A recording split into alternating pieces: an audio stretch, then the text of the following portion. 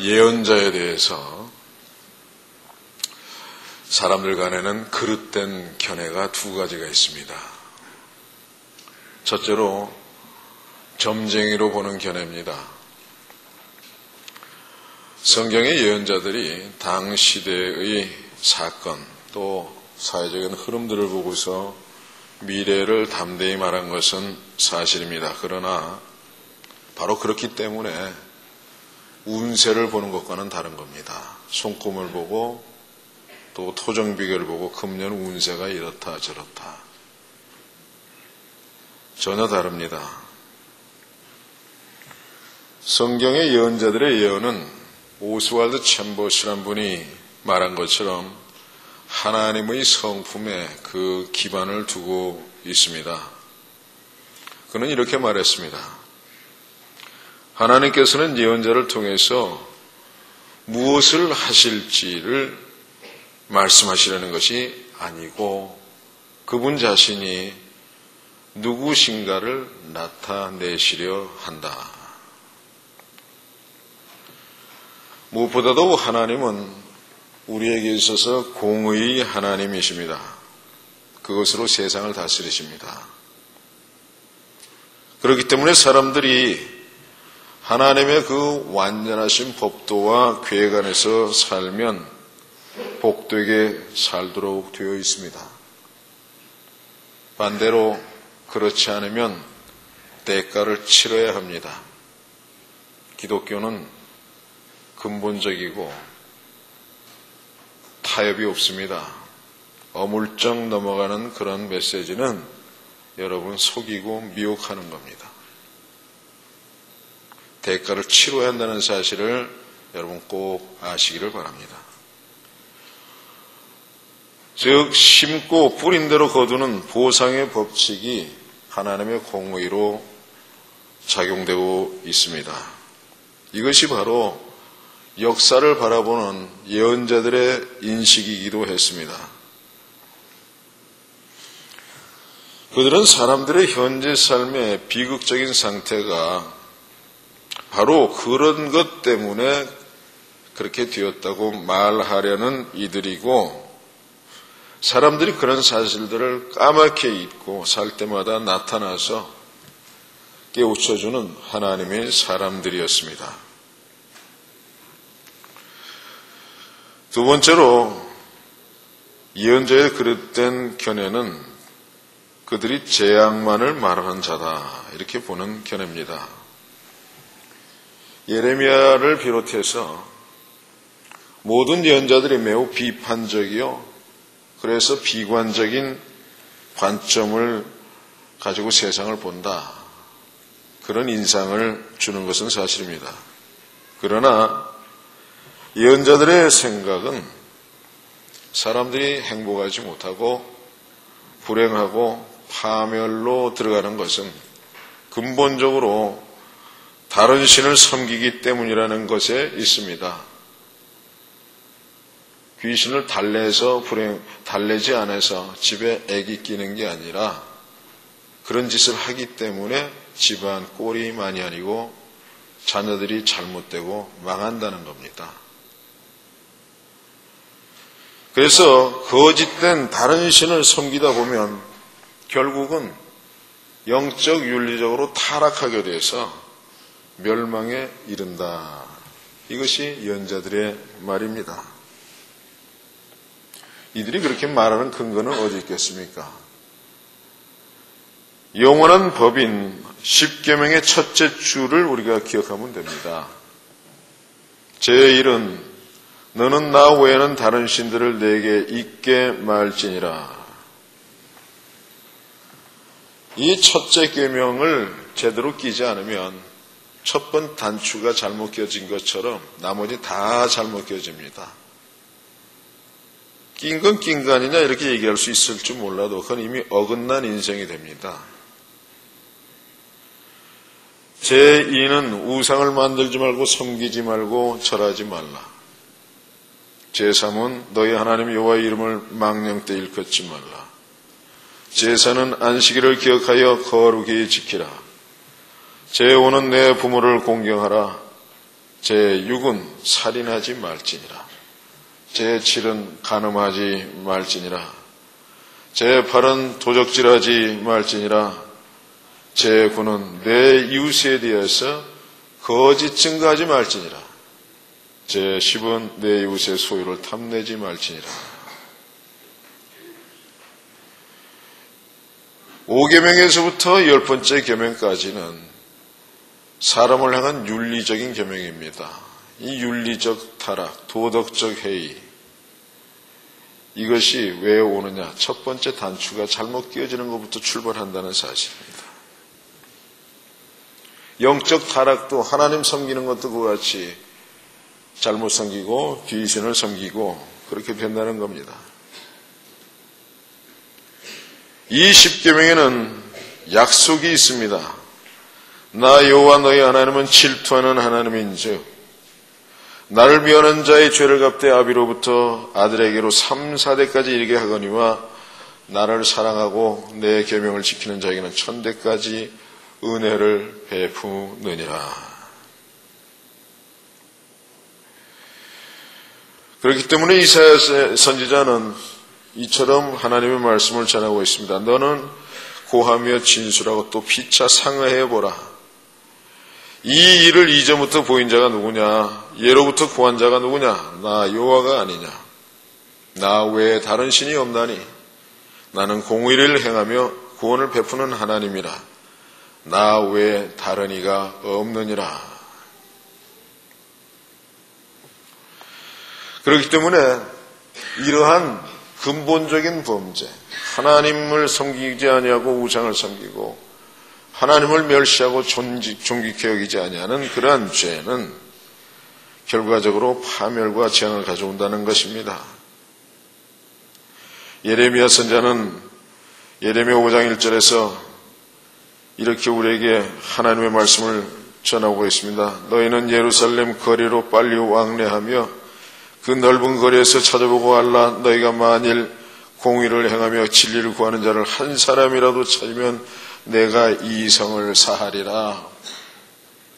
이제 멸망이 임박한 예루살렘 성을 향해서 예레미야 선지자는 하나님의 말씀을 들고 이처럼 재앙을 얘기합니다.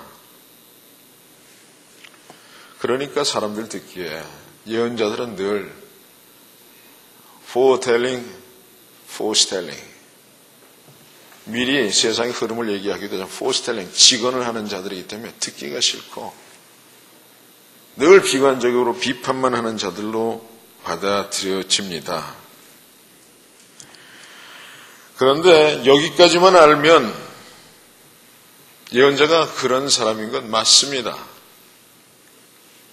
그러나 그것은 이야기의 절반에 지나지 않습니다. 얘기는 다 들어봐야 합니다. 결론은 언제나 그 끝에 있기 때문입니다.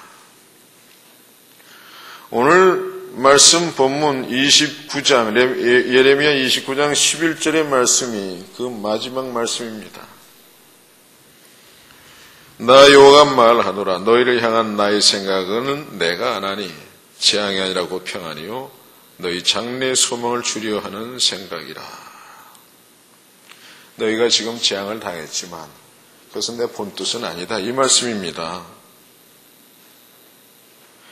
하나님 자신의 깊은 속마음은 하나님만이 아시는데 그걸 내가 드러내서 너에게 얘기해 보면 내가 원하는 것은 백성들의 재앙이 아니라는 것입니다. 진짜 주시고자 하는 것은 평안이라 소망 있는 장래라는 겁니다.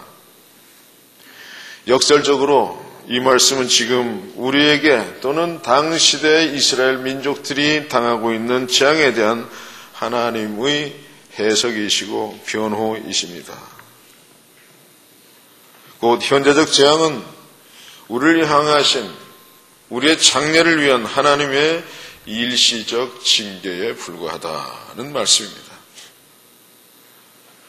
우리로 하여금 소망 있는 장래를 소유하도록 하시려는 의도일 뿐이라 이런 말씀입니다. 불과 일주일 전입니다만 벌써 지난해가 되었습니다. 지난해 연말 동남아 해역에서 발생한 인류 대재앙에 대한 우리의 시각도 그리합니다. 우리는 새로운 한 해를 맞이하기 위해서는 반드시 그 재앙에 대해서 해답을 듣고 해석을 하고 넘어가야 우리의 앞날이 복됩니다. 여러분 기억하십시오. 10만 명이 넘게 죽었다 또는 40만 명이 죽었다. 그 숫자도 엄청나지만 세계 40개국이 넘는 나라의 사람들이 죽었다는 사실, 이것을 우리가 주목해야 됩니다. 단 한 국지적인 부족 국가나 또는 그 사람들의 몰살로 끝난 게 아니라 세계인들이 죽었다는 사실이에요.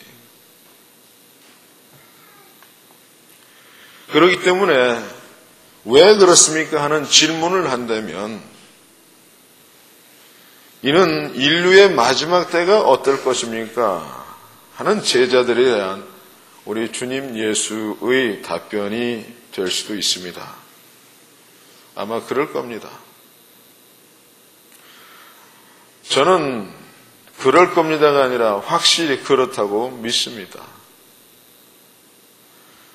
마가복음 13장 8절에 예수님께서 제자들이 질문하는 이 세상 종말의 재앙에 대해서 물을 때, 징조에 대해서 물을 때 이렇게 말씀하셨습니다. 민족이 민족을, 나라가 나라를 대적하여 일어나겠고 처처에 지진이 있으며 기근이 있으리니 이는 재난의 시작이라.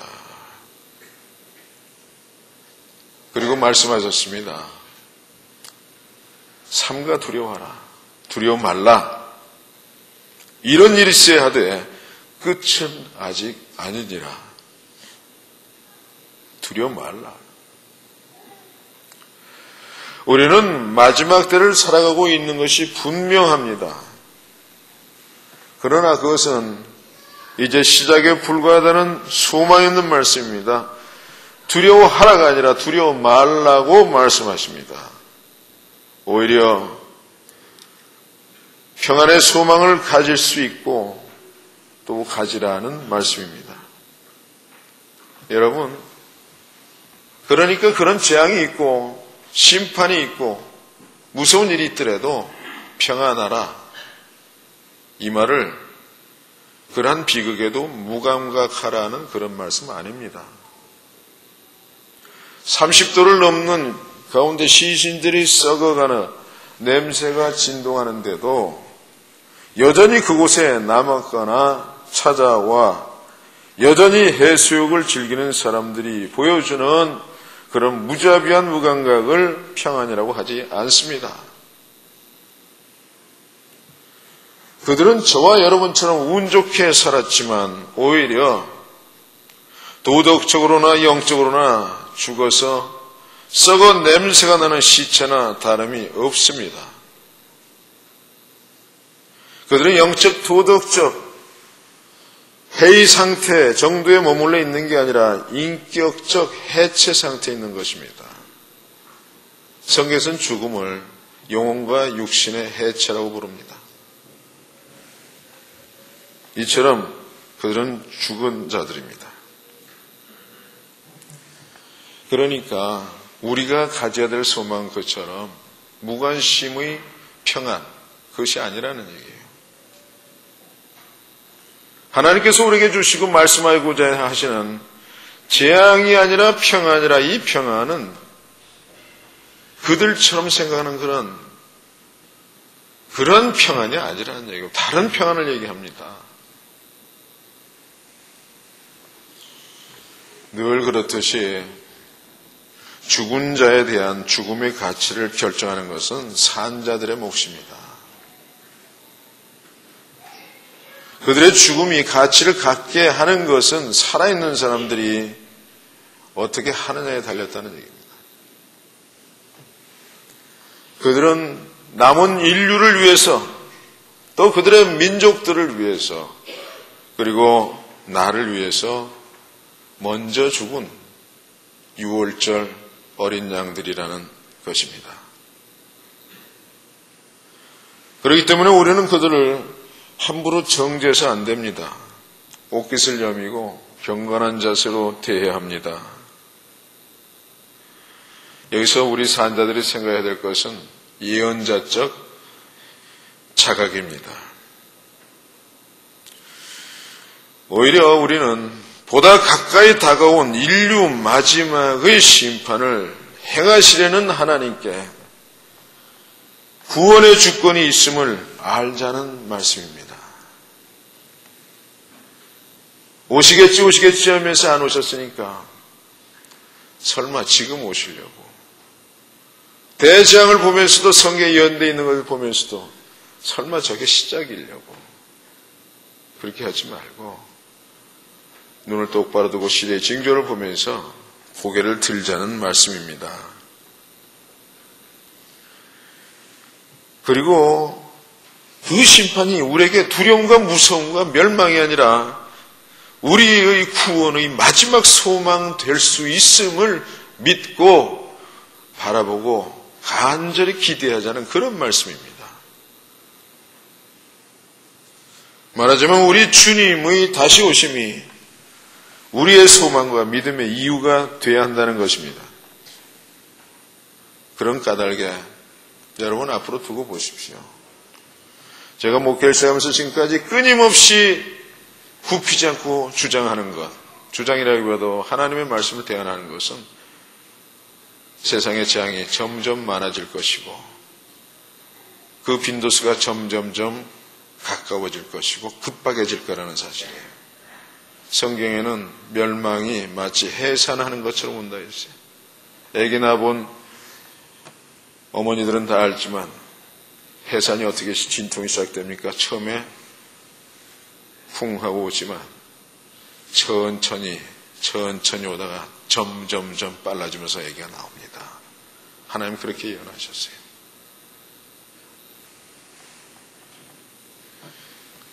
그러니까 어찌란 말입니까? 두려워하자는 얘기입니까? 아닙니다. 오히려 이렇게 점점 그 강도를 두어서 처처 일어날 지진과 재앙을 보게 되더라도 오히려 두려워하지 말고 우리 주님 오실 때 되었구나. 소망을 갖고 평안하라는 말씀입니다.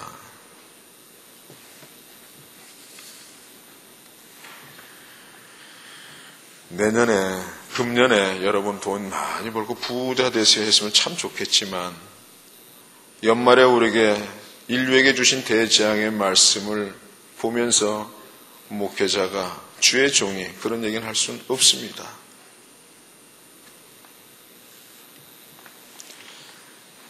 송구영신 예배 때 잠시 말씀드린 대로 스피노자의 말처럼 내일 세상에 종말이 온다 할지라도 오늘 나는 한 그루의 사과나무를 심겠다는 심정으로 언젠가는 오실 생명 남으신 주님에게 소망을 둔 삶을 살아가자는 말씀입니다. 오늘 예레미야서에서 나오는 이야기가 바로 그 얘기입니다. 예레미야 시대에 유대 민족의 대재앙인 파멸이 다가왔습니다. 솔로몬 왕국까지는 남북이 연합된 12부족의 부족 공동체로서 하나였던 이스라엘이었습니다. 그러나 솔로몬 이후 그 아들 르호보암이 젊은 나이에 왕에 올라서 개혁한답시고 젊은 친구들만 강요로 모고 늙은이들 다 쫓아내고 말 듣지 않았습니다. 그래서 나라가 분열됐습니다. 우리 상황하고 너무나 많이 닮았습니다. 같이 분열이 됐어요. 그래서 북쪽에 10개 지파로 이루어진 부족 국가였던 북이스라엘과 남유다로 바뀌었습니다. 그래서 성경을 우리가 사무엘하 이후에 있는 역대상, 열왕기상, 열왕기와 역대 이 이후에 읽을 때 이스라엘 하면 북이스라엘 얘기하고 유다 하면 남유다를 얘기하는 걸로 해석하면서 읽어야 제대로 보입니다. 그런데 그 북이스라엘이 이미 아수르에 의해서 멸망당한 지 150년이 지났어요. 나라가 없어졌어요.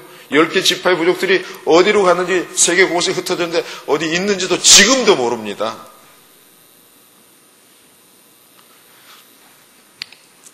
그럼에도 불구하고 남유다 백성들 하나님께 범죄하기 시작했습니다. 질투하는 하나님의 심기를 건드렸습니다. 그러게 되니까 바벨론이 나타나서 이 예루살렘을 중심으로 한 유대 왕국을 완전히 멸망시켰습니다. 40만 명이 죽은 게 아니라 수백만 명이 죽었고, 많은 인자들이 끌려갔고, 처자들이 끌려갔고, 노예로 팔려가고 뿔뿔이 흩어졌습니다. 그런 상황에서 오늘 하나님께서 엘리야에게 말씀하신 겁니다. 나 여호와가 말하노라. 너희를 향한 나의 생각은 내가 하나니 재앙이 아니라 곧 평안이요 너희 장래의 소망을 주려 하는 생각이라. 바벨론 군대가 정의의 군대라는 의미도 아니고 유다가 심판으로 멸망되고 반드시 없어야 될 나라라고 말씀하지 않습니다. 너희는 잠시 재앙을 받는 것뿐이다. 내 생각은 너에게 최종적으로 장래의 소망을 줄 수 있도록 평안을 주는 것이다. 그리고 소망이 이루어질 것이다는 말씀이었습니다.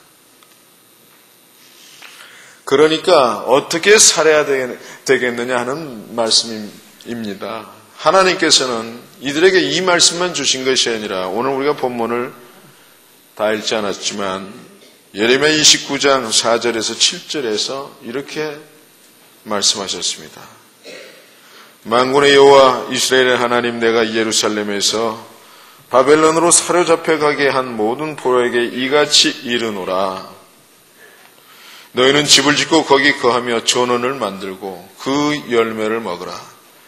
아내를 취하여 자녀를 생산하며 너희 아들로 아내를 취하며 너희 딸로 남편을 맞아 그들로 자녀를 생산케 하여 너희로 거기서 번성하고 쇠잔하지 않게 하라.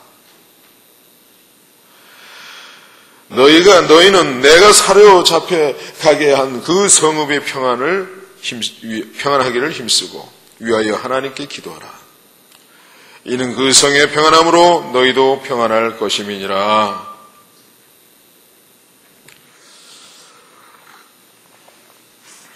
오늘 우리의 현실에서 저와 여러분은 우리 자신들은 동남아 해역의 큰 재앙으로 말미암은 이 시대의 인류사적 그리고 종말론적 사건의 포로들임을 부인할 수 없습니다. 이런 우리는 어떻게 살아야 합니까? 쇠잔하고 말 것입니까? 하나님의 말씀은 그러지 말라는 것입니다. 그렇게 해서는 안 된다는 말씀입니다. 특별히 하나님이 뽑고 고르신 택한 백성들은 쇠잔해서는 안 된다는 말씀입니다. 왜냐하면 때가 차면 보다 나은 날들을 위해서 하나님께서 돌아오실 것이기 때문입니다. 그러므로 재앙만을 바라보지 말고 그 너머에 있는 소망의 평안과 하나님 나라를 바라보라는 말씀입니다. 전통 중국 인형극이 좋은 본보기가 될 겁니다. 이 인형극은 무대가 2개입니다. 위에 무대가 하나 있고요. 아래쪽에 무대가 하나 있습니다. 그런데 그 위에 무대는 뭐냐면 연극이란 게 1장, 1막 뭐 이런 게 단락지어서 가지 않습니까? 요 위에는 그 부분적으로 단락되어지는 이야기 내용의 전체가 이렇게 되고 이렇게 돼서 결론이 이렇다. 그게 나타납니다. 미리 알려주는 거죠. 요즘 말하자면 미리 보기를 하는 겁니다. 대략적으로 말이죠. 그러면서 그 아래 무대에서는 인형극이 시작이 되고 진행이 됩니다. 대개는 권성징악적인 내용이 주류를 이룹니다. 그래서 주인공은 선하고 착합니다. 상대방은 교활하고 사악한 악당입니다. 그런데 싸울 때마다 승승장구하고 이기고 지배하는 것, 그리고 극 전체를 주도하는 것은 악당입니다. 주인은 끝까지 선하게 살아보려 하지만 힘이 달리고 연약해서 보는 사람들로 하여금 안타까운 마음이 들게 합니다. 그러다가 결국 모든 것을 포기하려고 합니다. 그럴 때 바로 이때 관객들이 소리를 지르게 되어 있다는 거예요. 포기하지 마. 죽지 마. 물러서지 마. 우린 네가 이길 걸 이미 알고 있어. 넌 이길 것이야. 왜? 알고 있으니까. 알고 보는 거예요. 알고 보면서도 보니까 주인공이 그런 것도 모르고 죽으려고 그러니까 죽지 말라고. 힘을 내라고. 그렇게 한다는 겁니다. 오늘 성경 본문의 예레미야의 예언이 그의 백성들을 향해서 그와 같이 말하는 겁니다. 포로로 깔려와서 굴욕의 상태에 있겠지만은 죽지 마라. 그래서 세잔하지 말라. 그래서 장가들고 시집가고 밭도 갈고 생업에도 종사해서 어떻게든지 살아 버티고 번성하라. 왜? 70년이 지나면 하나님께서 하나님 나라를 다시 세우시고 불러주실 것이기 때문이다. 뒤집어서 얘기하면 하나님께서 다시 오실 것이다. 그래, 하나님이 그게 내 생각이라는 거예요. 우리는 이 현실 너머에서 지금 다가오는 하나님 나라를 바라봐야 됩니다.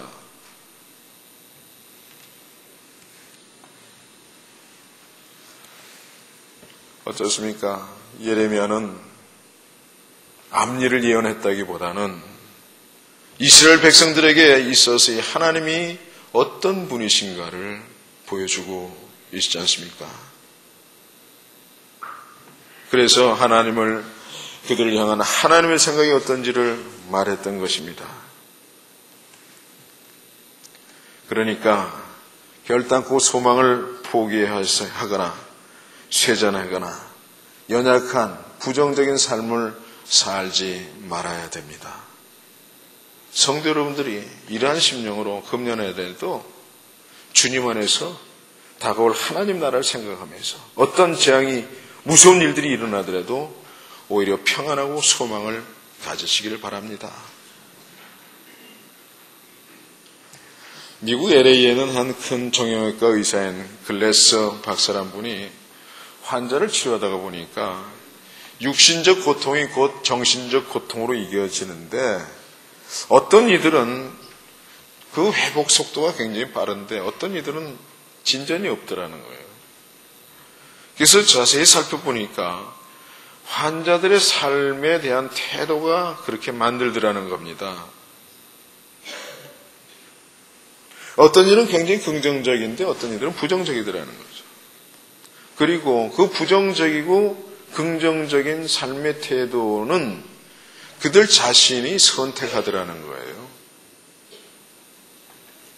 그래서 이 의사는 환자들을 대할 때 환자들로 하여금 긍정적인 선택을 하도록 대화를 이끌어가기 시작했습니다. 이전에는 했던 말인데 우선적으로 그가 옛날에 했던 말, 증세를 물을 때면 이렇게 얘기했습니다. 오늘은 좀 어떠세요? 근데 이 말을 하지 않기 시작했다는 거예요. 오늘은 좀 어떠세요? 이 말엔 어제하고 비교를 하게 되므로 과거를 생각나게 합니다. 그리고 현재 겪고 있는 고통이 어떠냐는 말이기 때문에 고통에 초점을 맞추게 한다는 겁니다. 어제의 기억과 오늘의 현실이 내일도 그럴 것이라는 예상을 하게 만든다는 거예요. 그래서 더욱더 부정적이 될 수 있다는 거예요. 그렇게 물으면 대부분의 경우 환자들은 시큰둥하게 실망 섞인 답변을 하기 마련이었다는 겁니다. 그래서 질문을 바꿨습니다. 오늘은 무엇을 하실 작정이세요? 이 질문은 환자라고 은연중에 자신의 삶을 스스로 선택하여 조절할 수 있도록 하는 기회를 준 겁니다. 이 질문은 환자의 아픔에다가 초점을 맞추고 있지 않습니다. 그래서 오늘 계단을 오르내린다든지 잡지나 책을 읽도록 독서를 한다든지 친구와 전화를 한다든지 하는 등등의 방향으로 대화가 전개되도록 했습니다. 삶의 선택에 초점을 맞추도록 한 겁니다. 그렇게 되자 나타난 치료 효과는 대단히 놀라울 정도로 높았다는 것입니다. 그런데 여기서 한 가지 여러분 가운데 마음 가운데 의심드는 분들이 있을 겁니다. 의사의 실제적인 처방은 그렇다 치더라도 과연 오신다는 하나님 나라는 있는 것이냐. 거기다 소망을 두라는데 그 소망의 주체, 대상이 실제적인 것이냐, 진짜냐, 괜히 지어낸 얘기 아니냐. 이게 문제가 아니겠습니까? 여러분 다 믿으십니까? 안 믿는 분 계실 거예요. 히브리인들, 유대인들을 보통 우리가 히브리인이라 그랬죠. 히브리인들과 헬라인들을 비교하는 이런 이야기가 있습니다. 히브리인들은 종교적인 사람들이고 헬라인들은 철학적인 사람들입니다. 저 여러분 대체적으로 철학적인, 이성적인, 그래서 따지기를 좋아하는 사람들이기 때문에 헬라인에 속합니다. 본성이 말이죠. 그런데 히브리인들은 직선적입니다. 그래서 그들의 사고방식에는 모양새가 없습니다. 입체적이질 않아요. 그냥 직선이에요. 그런데 헬라인들은 그들의 사고구조가 아주 입체적입니다. 굉장히 입체적이에요. 화려합니다. 논리적입니다. 참으로 설득력이 있습니다. 그렇기 때문에 이 히랍적인 사고로 볼 때, 히랍인들의 사고방식으로 볼 때 히브리인들이란 그저 어린아이들 지능지수에 가까운 그런 존재들입니다. 그들의 이야기, 히브리인들이 하는 이야기는 유치원에서나 들려줄 정도의 이야기인 겁니다. 대학 강단에서 그 이야기를 펼치게 되면 모두가 웃습니다. 여러분 대학에 가가지고 여러분 예수 믿으시고 예수 안 믿으면 지옥 갑니다. 예수가 구원입니다. 그러면 다 하하 웃어요. 뭐 저렇게 미련하고 치졸하고 어리석은 어린애 같은 얘기가 있느냐. 그런데 말이죠. 나중에 보니까 히랍인들이 유치원 교실에 앉아 있더라는 겁니다.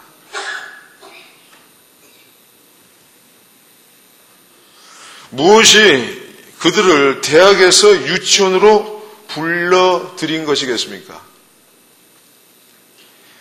창조의 이야기를 들으려면 유치원에 가야만 하기 때문입니다.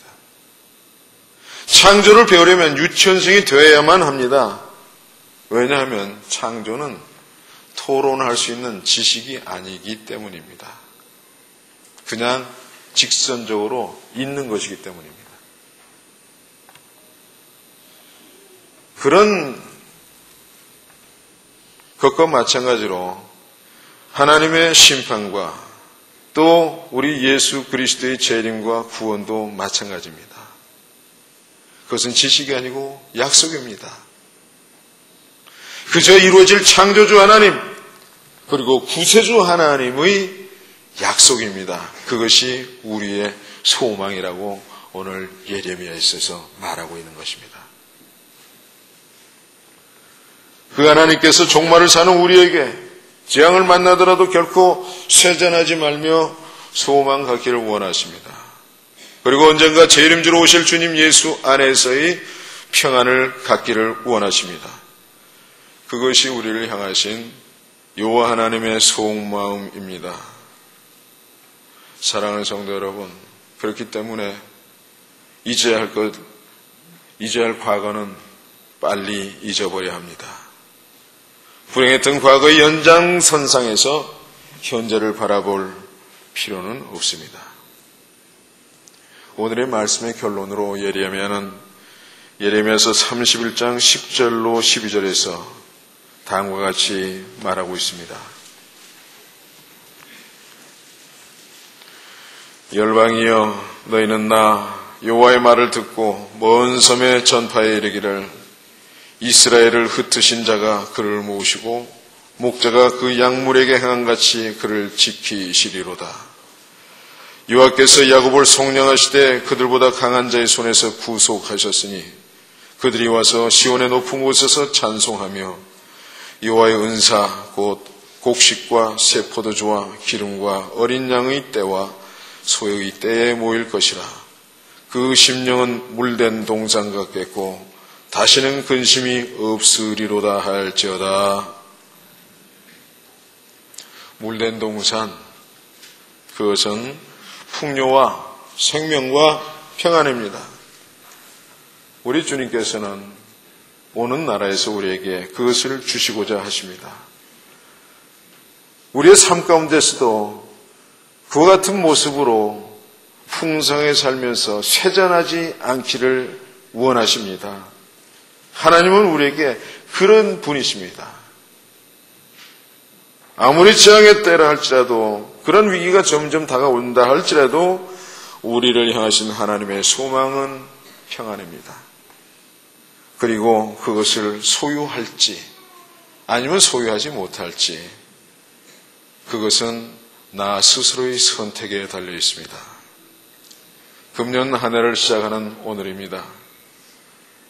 모든 성도들의 삶이 이처럼 하나님의 소망 가운데 쇠잔하지 아니하고 오히려 물된 동산 같은 그러한 삶들로 연결되고 영이 되시기를 주님의 이름으로 축원합니다.